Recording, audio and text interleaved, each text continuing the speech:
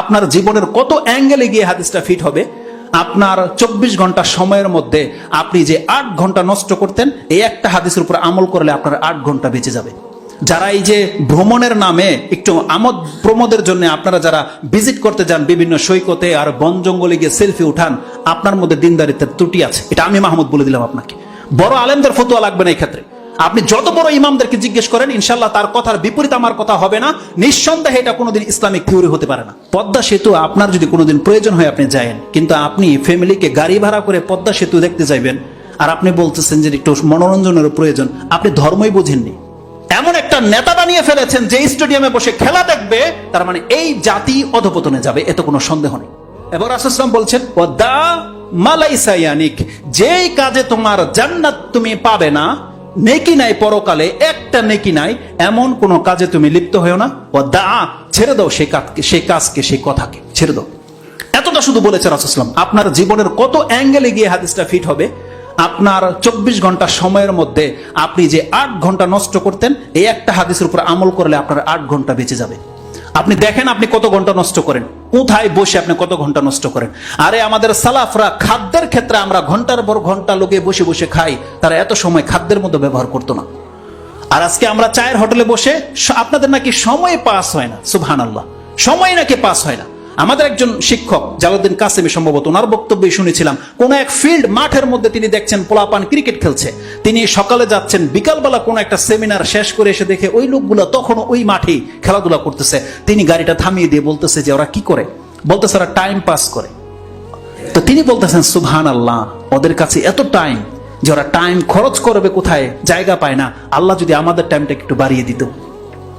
আমাদের টাইম হয় না আর আপনাদের টাইম শেষ হয় না। এই জন্য আপনারা গেমস খেলেন, এই জন্য আপনারা টিভি দেখেন, চায়ের হোটেলে বসে থাকেন। আমাদের অনেক ভাইয়ারা আছে পদ্মা সেতু দেখতে যায়। আপনার দ্বারা দিন সেফ নয়। পদ্মা সেতু আপনার যদি কোনোদিন প্রয়োজন হয় আপনি যায়েন, কিন্তু আপনি ফ্যামিলিকে গাড়ি ভাড়া করে পদ্মা সেতু দেখতে যাইবেন আর আপনি বলতেছেন যে একটু মনোরঞ্জনের প্রয়োজন, আপনি ধর্মই বুঝেননি। বিনা প্রয়োজনে ঘর থেকে বের হওয়াটা এটা রাসূল সাল্লাল্লাহু আলাইহি ওয়াসাল্লাম পছন্দ করেনি কখনো। যারা এই যে ভ্রমণের নামে একটু আমোদ প্রমোদের জন্য আপনারা যারা ভিজিট করতে যান বিভিন্ন সৈকতে আর বন জঙ্গলে গিয়ে সেলফি উঠান, আপনার মধ্যে দিনদারিত্বের ত্রুটি আছে। এটা আমি মাহমুদ বলে দিলাম আপনাকে। বড় আলেমদের ফতোয়া লাগবে না এই ক্ষেত্রে। আপনি যত বড় ইমামদেরকে জিজ্ঞেস করেন, ইনশাল্লাহ তার কথার বিপরীত আমার কথা হবে না। নিঃসন্দেহে এটা কোনোদিন ইসলামিক থিওরি হতে পারে না। আপনি আপনার ঘরে থাকেন, আপনি সেফ থাকবেন। রাসূল সাল্লাল্লাহু আলাইহি ওয়াসাল্লাম বলছেন, ফিতনার সময় যেই ব্যক্তি বসে থাকবে সে দাঁড়িয়ে যাওয়া ব্যক্তি থেকে সেফ, যেই ব্যক্তি শুয়ে আছে সে সেফ। কালকে রাতের ঘটনায় আপনি স্মরণ করেন না কেন, যেই ব্যক্তি ঘরে শুয়েছিলেন সে পাপ থেকে বেঁচে গেছেন, যেই ব্যক্তি জেগেছিলেন তার দ্বারা পাপ হয়েছে। যে কোনো ক্ষেত্রে আপনি এটা ফিট করতে পারবেন। সুবহানাল্লাহ। তো দামালাইসা ইয়ানিক, আপনি ছেড়ে দেন যেটা আপনার সাথে সম্পর্ক নাই। আরে বাচ্চারা কি গেমস খেলে, আমরা শুনেছি বড়রা গেমস খেলে। আর সবচেয়ে বড় দুঃখজনক ব্যাপার হচ্ছে, যেই রাষ্ট্রের নায়ক স্টেডিয়ামে বসে খেলা দেখে, সেই জাতি কোনোদিন কল্যাণ পেতে পারে না। একটা রাষ্ট্রের নায়ক বোঝে না তার দায়িত্ব কি। এমন একটা নেতা বানিয়ে ফেলেছেন যে স্টেডিয়ামে বসে খেলা দেখবে, তার মানে এই জাতি অধপতনে যাবে, এত কোনো সন্দেহ নেই। আপনাকে ছাড়তে হবে যেটার সাথে আপনার কোনো সম্পর্ক নাই।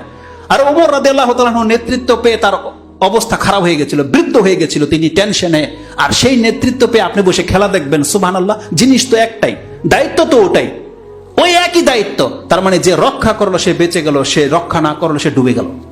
তাকে ছুরি ছাড়া জবাই করে দেওয়া হয়েছে। এই মর্মেও উক্তি রয়েছে ওমর রাদিয়াল্লাহু তাআলা, যাকে নেতৃত্ব দেওয়া হলো তাকে চাক্কু ছাড়াই জবাই করে দেওয়া হয়েছে। সে তার পরকাল ধ্বংস করেছে। আর যদি সে পরকালকে ঠিক রেখে চলতে চায়, তাহলে সেই ব্যক্তি কোনোদিন স্টেডিয়ামে বসে খেলা দেখার মতন ক্ষমতা তার নাই, পারে না। এটা একমাত্র নির্বোধই পারে।